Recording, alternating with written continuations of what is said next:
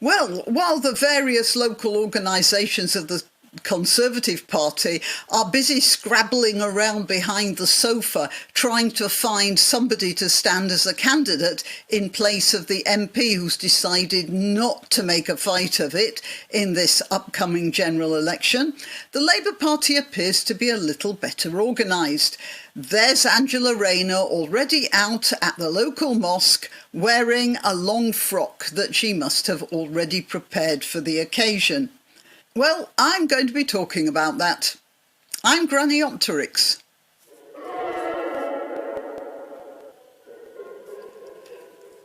There is a 19th century law, and I can't remember what it's called. It's called something like spiritual electioneering, or I mean, that's not what it's called, but that's basically what it amounts to. It is a law prohibiting people in churches, because churches were the places they thought of as houses of worship in those days, people in churches telling other people, you know, the congregation, to vote in a certain way. That was supposed to prevent priests from doing that in their sermons. But the whole idea became so abhorrent that any politician would not be accepted in a church to talk up to people about how they should vote. Well, not officially anyway. I suppose it did happen in some places, but on the quiet. However, there's nothing on the quiet about Angela Rayner going to a mosque to talk to the local congregants there. And apparently they see nothing wrong with it. And even worse, the local authorities, the election overseers, whatever they're called, they don't see anything wrong with it either. Oh, because a mosque is a community centre as well. Let's just hear what Angela Rayner has to say. You supported me in seats that are similar to mine. People lost their seat. You were there for me, and I don't believe I could have done that without you. Now, I know that people are angry about what's happening in the Middle East, and I said live on TV, and I say to this day, if me resigning as an MP now would bring a ceasefire, I would do it. I would do it. I want you to pay attention, because I'm going to be playing another video. I want you to pay attention to the body language of the people watching her. And maybe I'm reading too much into it, but there's a certain sort of power dynamic here which seems to lay with the spectators rather than the speaker. But yeah, you let me know if you agree or disagree with that. The only thing I've done, and Madge knows this, I got 3 British doctors out last week from Rafah who were stuck there. I worked hard day and night to get them out. They were stuck there because they've been helping. And I'm now working on getting aid in again, because those doctors told me they went in with 10 suitcases and that lasts a week. Now they've been restricted to 2 suitcases. That won't last. That's nowhere near enough.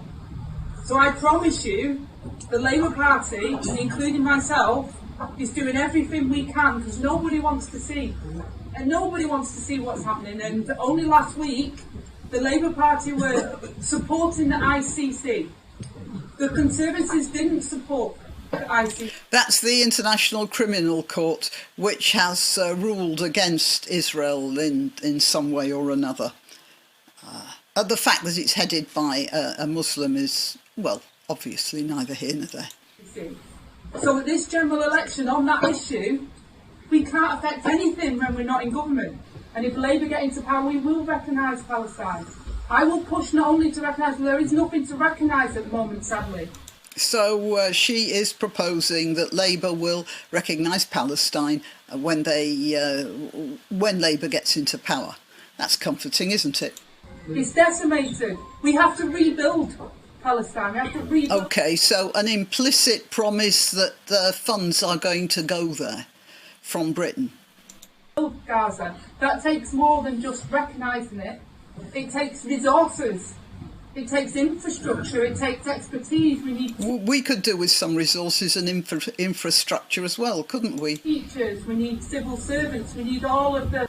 Okay, well, that's Angela Rayner begging for her job from these guys. And if you notice, of course, guys, I am referring to guys here because that's all I can see here.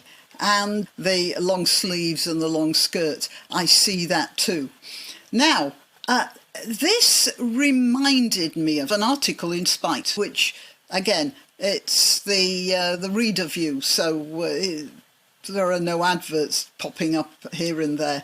Here's what happened. Last Wednesday, a student reportedly brought a copy of the Quran into school on a dare, his forfeit for losing a game of Call of Duty with his mates.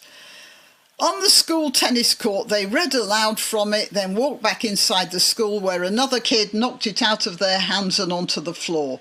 For this, the 4 students were suspended. Okay, now if one of them had done that with a Bible, I doubt that would have happened. And this is all calculated to make the students afraid of Islam or afraid of opening their mouths. The police, naturally, were called in. The police were called in because a group of kids were horsing around and one of them dropped a Quran. At the meeting on Friday, a policeman introduced as Chief Inspector Andy Thornton confirmed that the students' treatment of the book had been recorded as a hate incident. Unbelievably, it gets worse. While rumours swirled that the book had been burnt and spat on, yeah, that's the other thing that happens in Muslim communities. I'm sorry to say this, but in these small nodule-like Muslim communities, I'm not talking about another sort. There are plenty that Nigel Farage actually mentioned. He said that there are some moderate, well, you say that a few people say there's no such thing as moderate Muslims. There are people here who are Muslims there are people here in the British Isles who are Muslims, but they're what the Catholics refer to as cafeteria Catholics or salad bar Catholics or buffet Catholics. It depends which part of the English-speaking world you're in.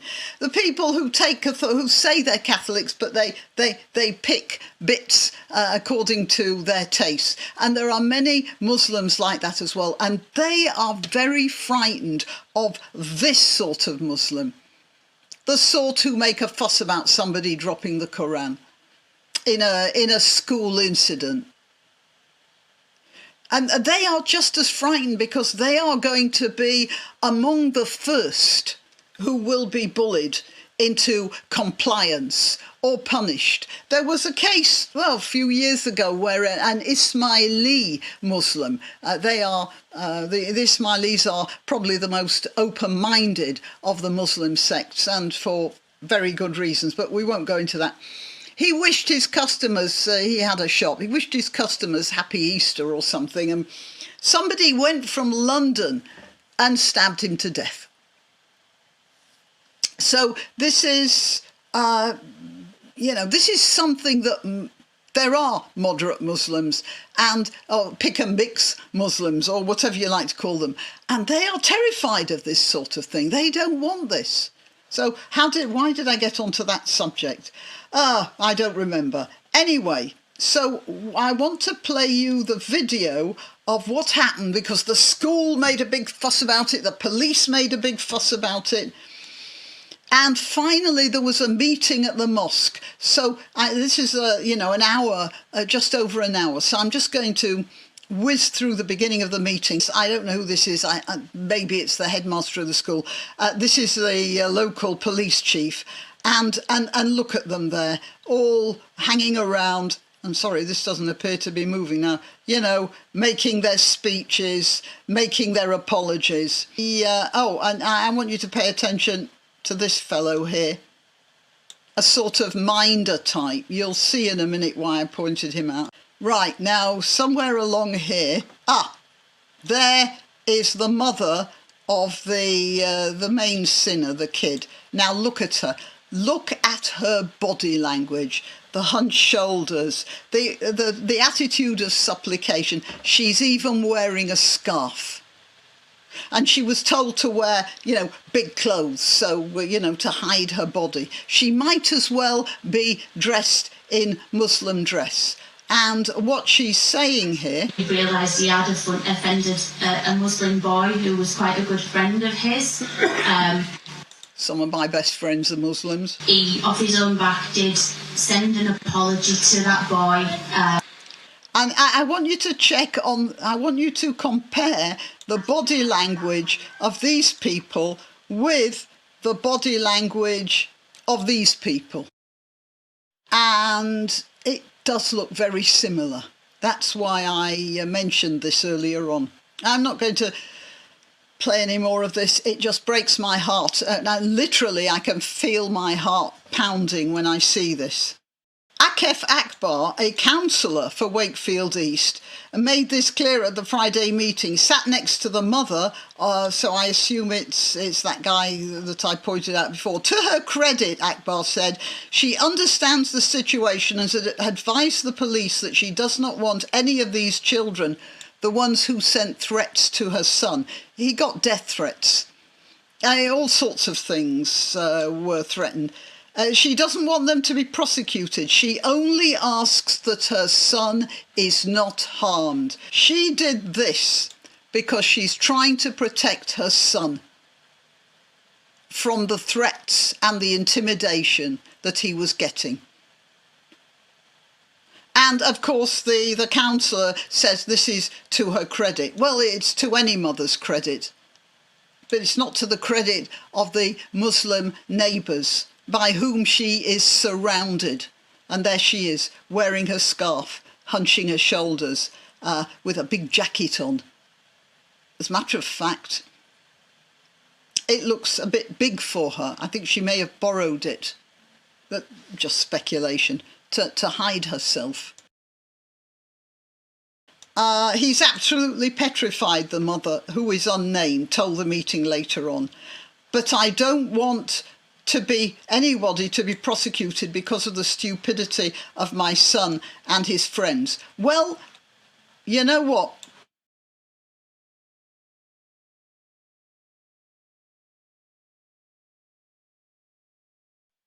I'm trying to find those guys again. Well, anyway, there's the police chief. Oh, there they are. The police chief. I don't know who these people are. One of them will be the school principal. And they're all kowtowing to this guy and his colleagues. And I made a video, well, the last video I made was about a few things in which Christianity, or the Christian civilization we have here in the United Kingdom, it's giving way to a particularly aggressive branch of a religion that had no place in this country until a few years ago. I am not saying that it has no place now. What I am saying is that it should not have a place of preeminence, which is what it's being given here. And somebody wrote to me and said, yeah, well, this religion is overtaking everything. No, it's not overtaking, it's being given. It's being given. There is no pushback. If the police had come in on this mosque and said, you tell those boys to stop threatening that kid or else, they will be suspended, they will be arrested, there may be people being deported, stop threatening somebody for an accident in the schoolyard, then none of this would continue. But it's one of those ratcheting things, isn't it? You know, you give a bit and then it just ratchets to the next tooth.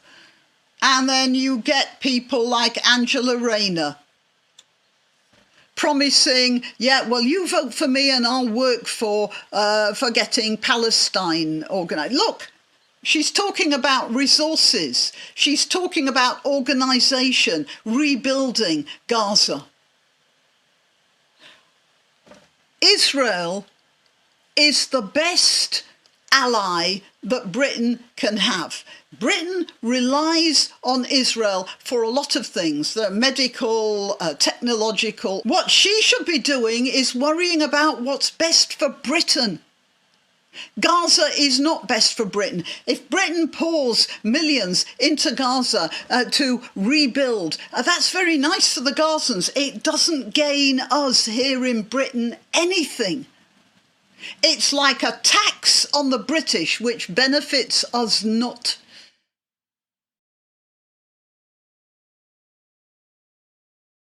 And that's the problem, when people are worried about countries that don't benefit us at the expense of countries that do.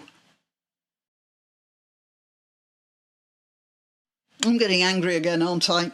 Okay, till next time. Why not treat yourself or a favoured relative or friend to these magnificent examples of merch? The mugs and t-shirts come in the granniopteryx design or Granbo with a firearm or the more deadly knitting needles. Go to www.granniopteryx.com and whatever platform you're watching this on, please click like, subscribe and share.